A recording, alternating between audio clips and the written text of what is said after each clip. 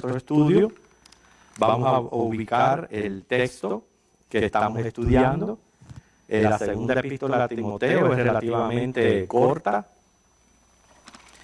y vamos avanzando poco a poco en ella, aprendiendo lo que el Espíritu Santo nos quiere enseñar por medio del estudio de su palabra.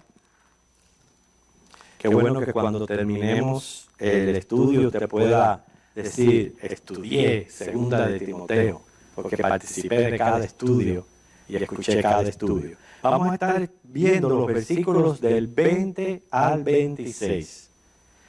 Pero antes, nuestra realidad. Si no podemos cumplir con los 10 mandamientos todo el tiempo, entonces somos pecadores. Y el que lo niegue hace dos cosas. Hace a Dios mentiroso y dice su palabra no está en él. Eso lo dice 1 de Juan 1:10. Es la realidad nuestra, la realidad de este momento en que estamos. Sí hemos experimentado la regeneración, el nuevo nacimiento, pero hay residuo de pecado en nosotros. Y residuo de debilidades con las cuales luchamos y por tanto necesitamos, anhelamos ya ese cuerpo glorificado que Dios nos va a tener preparado para cuando Él nos lleve y sea nuestro estado eterno. En lo que esperamos ese cuerpo glorificado, tenemos de parte de Dios ese llamado a la santidad de vida, que es apartarnos del mal, más que todo agradar a Dios, pero para nuestro bien también, porque la santidad conviene. Porque la santidad nos evita las consecuencias del pecado. Bien, veamos los primeros dos versículos de este capítulo 2, vamos al versículo 20 y 21. Pero en una casa grande, no solamente hay utensilios de oro y de plata, sino también de madera y de barro. Y unos son para usos honrosos y otros para usos viles. Así que, si alguno se limpia de estas cosas, será instrumento para honra, santificado, útil al Señor y dispuesto para toda buena obra. Fíjense que esa realidad de nuestra naturaleza pecaminosa, Pablo la compara, dice, a una casa grande, donde no solamente en esa casa grande hay utensilios valiosos de mucho valor, como el de oro y de plata, sino artículos rústicos, como es la madera, de bronce, y dice claramente el texto que unos son para usos honrosos y otros para usos viles. Y yo creo que eso nos pasa a todos también en nuestras casas, cuando tenemos ciertos objetos de valor, los cuidamos más, le damos más importancia que aquellos que verdaderamente no costaron casi nada, etc. Y esa es la comparación que está haciendo Pablo de esa casa grande. ¿Qué habrá querido decir con esta comparación? Sabemos muy bien que el oro y la plata tienen más valor que la madera y el bronce, es obvio. Así que se está refiriendo es que al uno nacer de nuevo, recuperamos el sentido de la vida. Sabemos cuál es el sentido de la vida, ¿verdad? Que es alabar a Dios por toda una eternidad. Por tanto, no solamente estamos cumpliendo con el propósito por el cual fuimos creados, pero tenemos ese valor. Tenemos un valor mayor como seres humanos en comparación a los otros que verdaderamente no quieren entregar sus vidas a Dios, no les sirven, etc. Así que sí se está refiriendo esa casa grande a la iglesia y los que se congregan. ¿Por qué? Porque en todos los que se congregan hay personas de diversas condiciones. Los hay convertidos, dentro de los convertidos hay maduros y débiles, pero también vienen muchas personas que aún no han sido convertidos, no han tenido un encuentro con Cristo. Es como decía Jesús en la parábola, es la cizaña creciendo junto al trigo. Y es por eso que sí, la casa grande viene a ser la congregación, la iglesia. Pero en esa iglesia hay también todo tipo de personas, tanto convertidos como no. En Romanos aparece otra comparación de ser humanos usando también vasos, y podemos leerlo. Romanos 9, 22 al 23, es otra comparación que se hace. Y esto que está hablando Dios aquí, está hablando sobre el propósito de la vida, hermanos. ¿Para qué Dios nos hizo? Dios nos hizo, y lo dice Colosenses 1, 15 al 16, por Cristo y para Cristo. Y eso es todos los hombres, no solamente a los creyentes. Todos los hombres fueron creados, traídos al mundo por Cristo y para Cristo. Pero ¿qué sucede? No todos son creyentes, por tanto pierden el propósito y el sentido de sus vidas. Y es por eso que se compara aquí ahora en Romanos 9 con también vasos, que notemos que dice: ¿y qué si Dios, queriendo mostrar su ira y hacer notorio su poder, soportó con mucha paciencia los vasos de ira preparados para destrucción? Claro que desde un principio, como Él es Dios omnisciente, Él conoce el estado de todos los seres humanos, quiénes han de creer, quiénes no han de creer, y por tanto ya Dios sabe si han de ser vasos de ira o vasos de honra. O dice: y para hacer notorias las riquezas de su gloria, las mostró para con los vasos de misericordia que Él preparó de antemano para gloria. Aquí, así que notemos, todos somos vasos, ¿verdad? Pero dentro de los vasos hay vasos de honra y vasos de deshonra. ¿Por qué? Porque Dios nos hizo para la alabanza de la gloria de su gracia y también para buenas obras. Si una persona no está en Cristo, no lo alaba, no hace lo bueno, por ende, son vasos deshonrosos. Pero si hemos sido redimidos por Cristo, le alabamos, le seguimos, le servimos, obviamente somos vasos honrosos. Por tanto, el valor que se está dando aquí, la diferencia de los materiales, no es tanto nuestra naturaleza en sí, porque todos somos seres humanos, sino es el objetivo que hemos obtenido en nuestra vida. Si ya estamos en Cristo, hemos adquirido mucho más valor y se nos compara con el oro y con la plata. Así que, hermano, por eso es que tenemos un llamado aquí, todos a santificarnos. ¿Para qué? Para que podamos ser instrumentos útiles en el servicio del Señor. Si queremos que Dios nos use, tenemos que tener esto muy pendiente de vivir vidas limpias, vivir vidas santas, en lo que más podamos, hermano, en nuestra lucha espiritual. Ahora comienza Pablo a darle consejo a este joven ministro y le advierte sobre pasiones juveniles. Note que está en el versículo 22. Huye también de las pasiones juveniles y sigue la justicia, la fe, el amor y la paz con los que de corazón limpio invocan al Señor. Timoteo era un joven y por eso se le exhorta a huir, dice, de las pasiones juveniles. Y siempre que pensamos en pasiones juveniles, quizás nos viene a la mente lo que tiene que ver con inmoralidad o vicios, etc.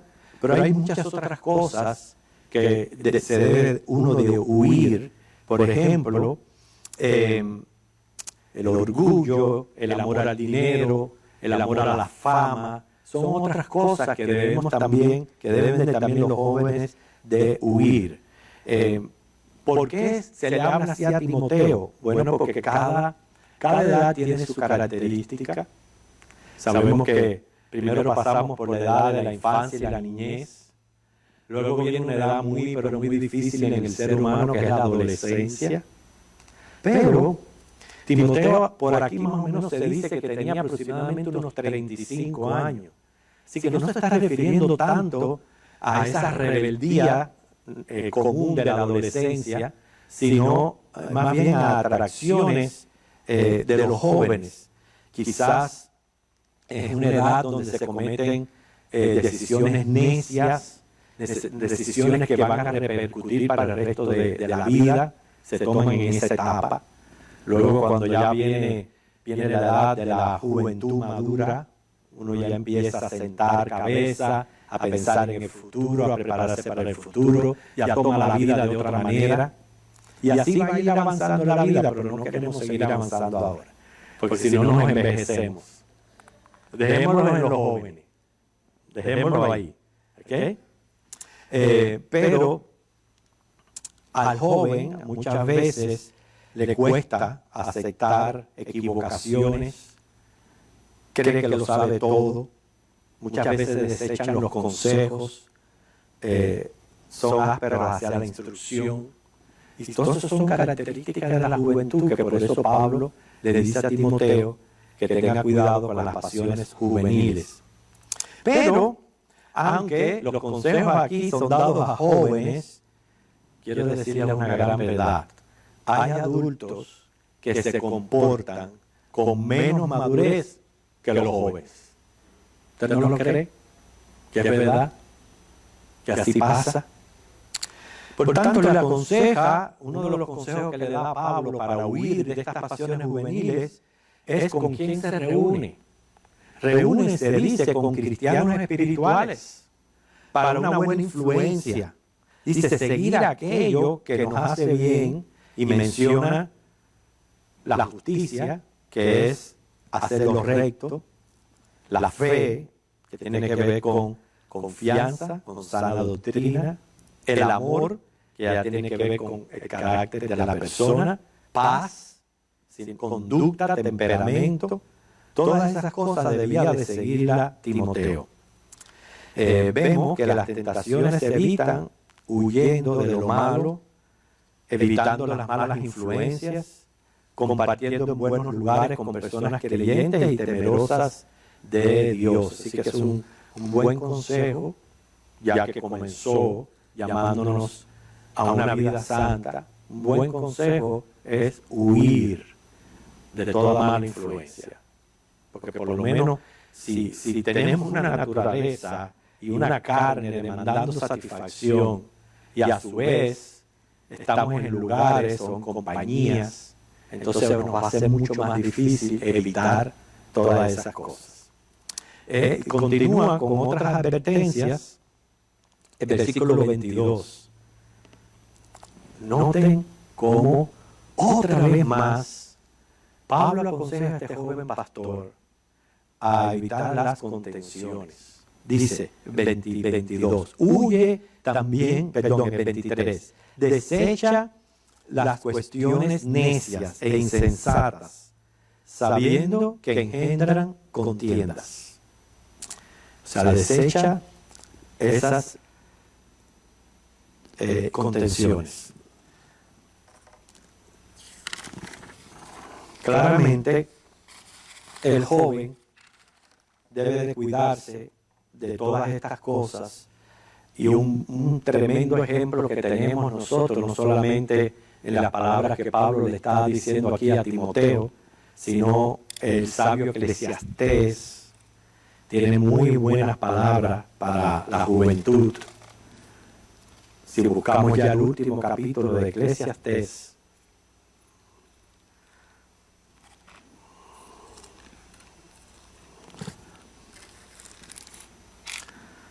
recordando un poquito de la vida de Salomón, un hombre que en su juventud pidió sabiduría, Dios se la concedió, llegó a ser uno de los hombres más ricos que hayan vivido en el mundo, pero qué triste que terminó su vida mal, terminó en la necedad, cayendo en idolatría, provocando la división del reino.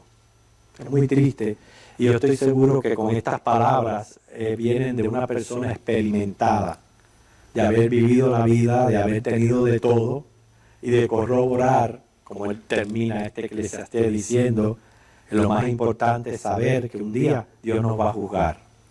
Viste que comienza en el versículo 9 sus exhortaciones a los jóvenes, diciendo, alégrate, joven, en tu juventud, y tome placer tu corazón en los días de tu adolescencia.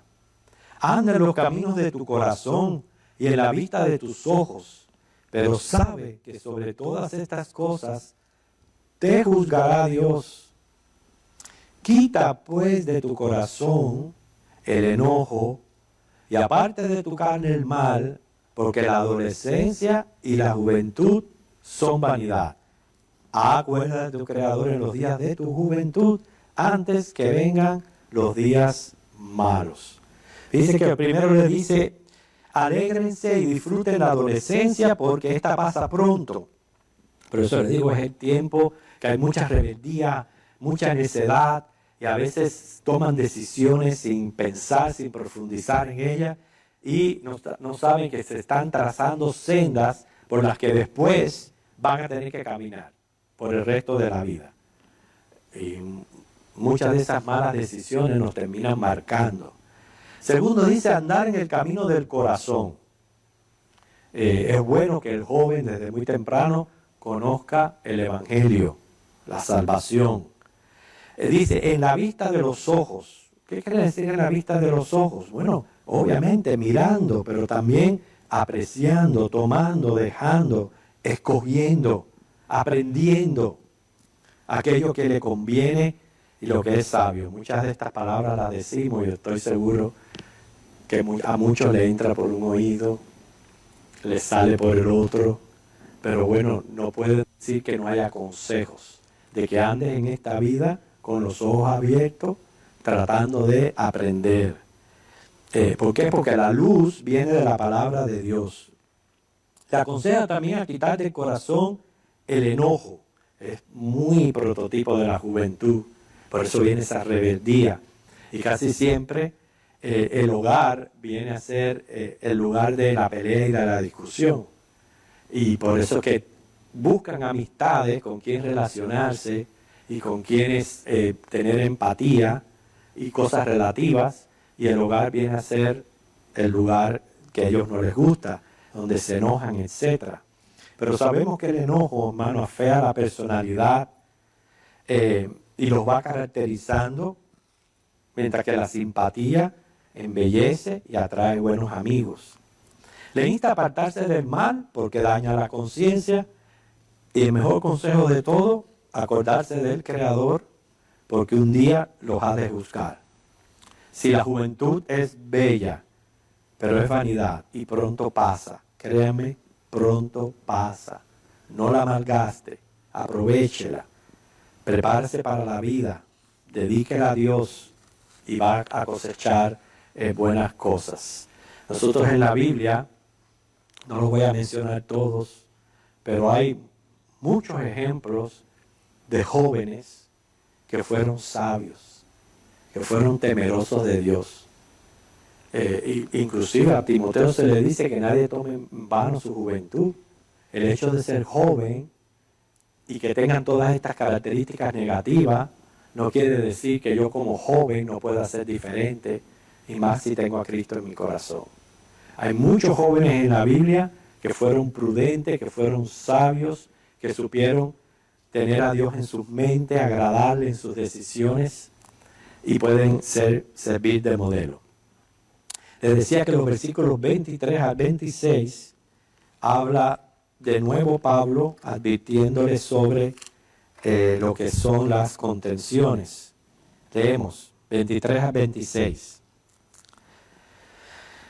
Pero desecha las cuestiones necias e insensatas, sabiendo que engendran contiendas. Porque el siervo del Señor no debe de ser contencioso, sino amable para con todos, apto para enseñar, sufrido. Que con mansedumbre corrija a los que se oponen, por si quizá Dios les conceda que se arrepientan para conocer la verdad y escapen del lazo del diablo en que están cautivos a voluntad de él.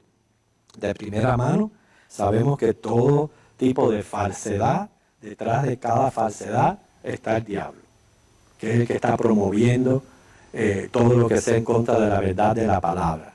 Y Timoteo debía desechar cuestiones necias e insensatas. No nos dice exactamente qué cosas, pero sí las podemos identificar porque son las que engendran contiendas. ¿Por qué? Porque a paz nos ha llamado Dios. Si van a engendrar contiendas, hay que saber dónde parar y dejar que Dios tome control. Notemos que han sido ya varias las advertencias a esto, a no ser contencioso. A fin y al cabo, hermano, hay una realidad que ninguno de nosotros puede cambiar.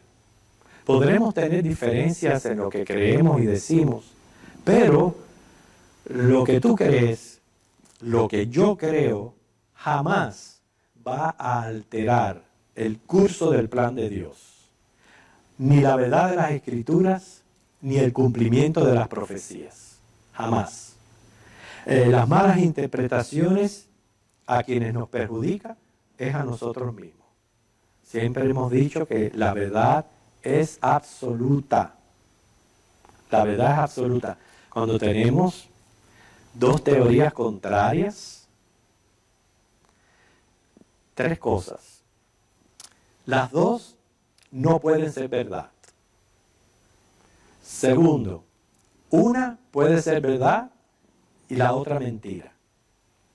Las dos pueden ser mentiras. O sea que si tenemos alguna diferencia, hermano, alguno está equivocado, porque la verdad de las Escrituras es absoluta. Y lo que Dios nos ha revelado en su palabra es la verdad. Y si no lo entendemos, muchas veces es porque no estamos atendiendo a los contextos de la Escritura, especialmente el contexto general, muchas veces el contexto cultural, histórico y otros contextos que hay que tener pendiente para una buena interpretación. Sobre todo, jamás apoyar una doctrina en un solo texto bíblico. Sobre todo, mientras más apoyo bíblico tenga una doctrina, mucho mejor. ¿Okay? La fe, que tiene que ver con que uno esté en la verdad, tiene dos maneras de verse. Puede ser objetiva o subjetiva. Sabemos que el mejor concepto de fe que tenemos en la Biblia nos lo ofrece Hebreos 11:1, ¿verdad? ¿Usted lo sabe? Que es pues la fe, la certeza de lo que se espera, la convicción de lo que no se ve. Ese es el concepto de fe. Esta descripción no trata de una definición teológica, más bien es una declaración de cómo opera la fe y el resultado de la misma. Por eso tenemos aquí que dice fe es certeza, convicción, esperanza en lo invisible. Y de eso se trata, que sea objetiva o subjetiva.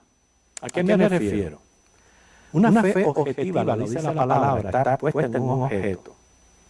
Y ese objeto, Hebreos 12:2, debe de ser en Jesucristo, en autor y consumador de la fe, para que mi fe sea objetiva. En Jesucristo y el Espíritu Santo, siempre encomendándonos al Espíritu Santo, dependiendo del Espíritu Santo, para que ilumine mi entendimiento y lo que yo profeso esté de acuerdo a la verdad y honre a Dios en su palabra, que es lo que yo deseo. Yo no quiero que Dios deshonrar la palabra de Dios en lo que Él dice. Pero subjetiva viene a ser contrario al objeto. En el sentido objetivo, dice que la fe da sustancia a nuestra esperanza. O sea, las cosas que en sí mismas no tienen actual existencia, se hacen reales y verdaderas por el ejercicio de la fe. En el sentido subjetivo, que noten aquí que tiene que ver con certeza y convicción. Dos palabras que uno las puede mencionar y quizás impresionar, decir yo tengo certeza, yo tengo convicción en esto. Pero ¿saben qué? Que hay que tener cuidado porque es peligroso. Porque tanto la certeza como la convicción pueden ser subjetivas. La debiera gobernar la objetiva, Cristo y su palabra. Pero al estar sujeta a influencias humanas, a interpretaciones humanas, ahí está el peligro. Porque hay tanta gente convencida de la falsedad de lo que cree, que no hay quien nos haga cambiar. Y es por eso que la fe puede ser subjetiva. No necesariamente nuestras convicciones o lo que creemos es verdad o es correcto, por tanto es subjetiva. Y este problema a menudo causa, obviamente, controversias. Y no solamente controversia, ha provocado hasta división en la iglesia. Por temas teológicos se han compuesto concilios y han surgido unas controversias tremendas a niveles magnos. ¿Por qué? Por no tener en cuenta estos consejos. Si nos involucramos en una conversación de cualquier tema y comienza una contienda, eso no nos va a aprovechar para nada. Discutir, aunque el tema sea de religión, no nos va a aprovechar para nada. Al contrario, sabemos que cuando comienza la discusión, comienza un espíritu contencioso y nos puede llevar a la ira, al enojo, a decir cosas que después nos vamos a arrepentir, a dejar que el carácter se desboque y no podamos tener control.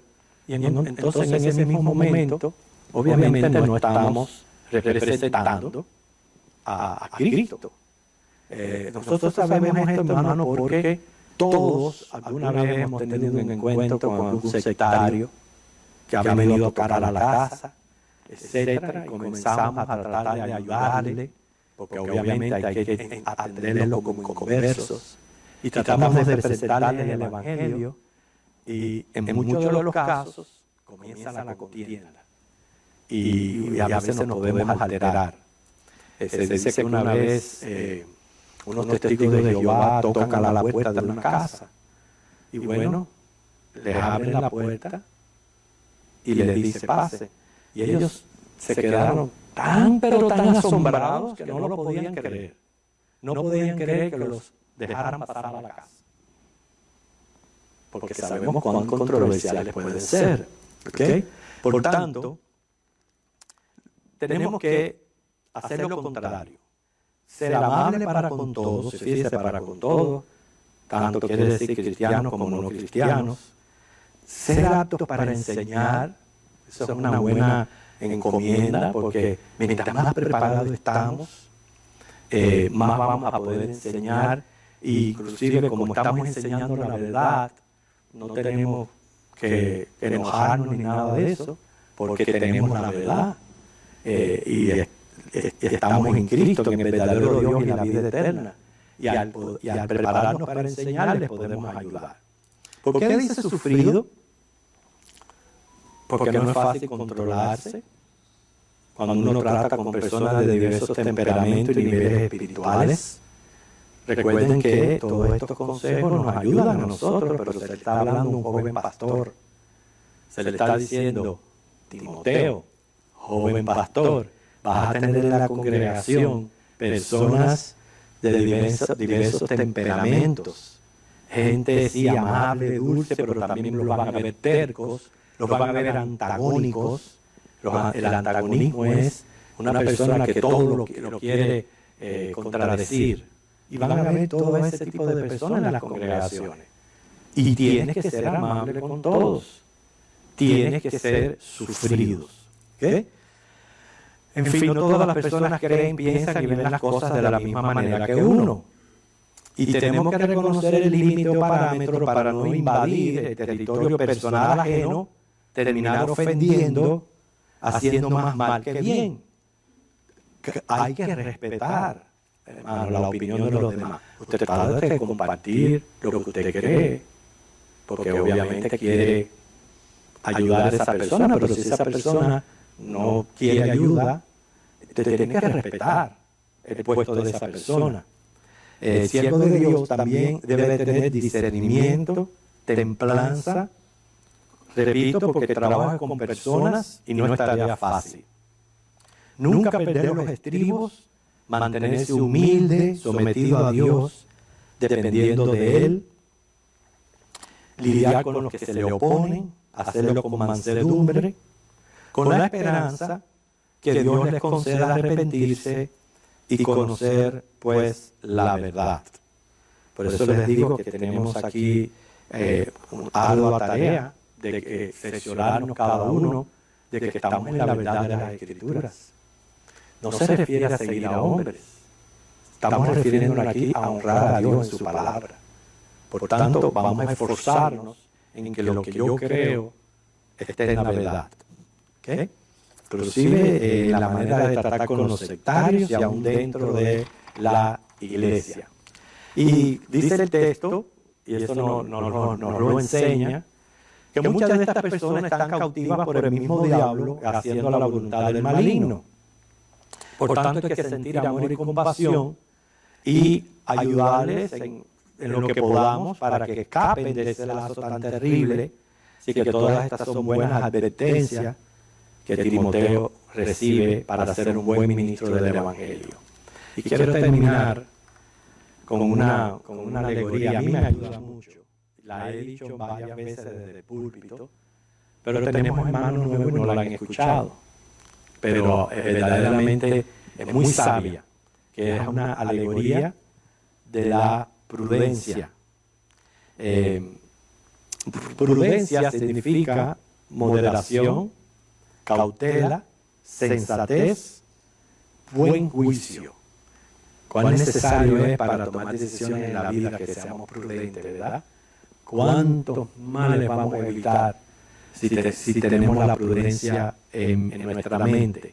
Entonces, Tiziano, que fue un gran pintor del siglo XVI, él hizo una pintura y le llamó una alegoría de la prudencia. La representó mediante un hombre con 3 cabezas. Una cabeza era la de un joven mirando al futuro.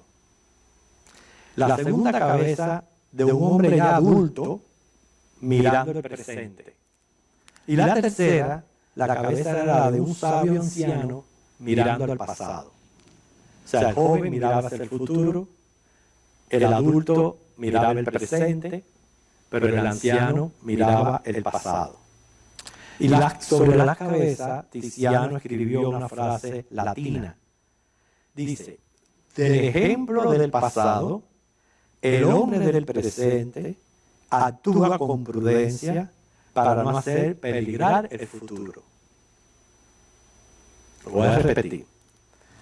Del ejemplo del pasado, el hombre del presente actúa con prudencia para no hacer peligrar el futuro.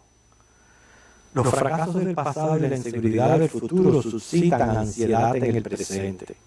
Lo triste es que nos roban el derecho de vivir hoy. Por tanto, cuando miramos al pasado, yo creo que todos aquí, a quien vemos es a Dios, ¿verdad? Cómo Dios ha venido obrando en nuestras vidas, siempre previniendo, guardándonos, llevándonos a ese glorioso momento cuando tuvimos un encuentro personal con Cristo. Y después de eso, cómo nos ha venido sosteniendo, guardando de todo mal, de todo peligro, manteniéndonos en su gracia y alimentando nuestras almas y dándonos mucha esperanza para el futuro.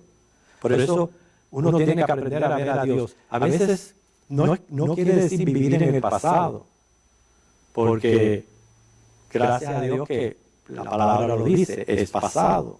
No tenemos que, especialmente las cosas negativas, permitir que nos influyan, porque en Cristo somos nuevas criaturas. Pero es aprender de esas experiencias, a no repetir las malas, pero a tener siempre a Dios presente. Dice, al vivir en el presente, estamos con Dios, porque Él lo dice, no es que lo digo yo. Yo estaré con ustedes todos los días hasta el fin del mundo. Si yo tengo que despertar cada día pensando en esa realidad, no estoy solo.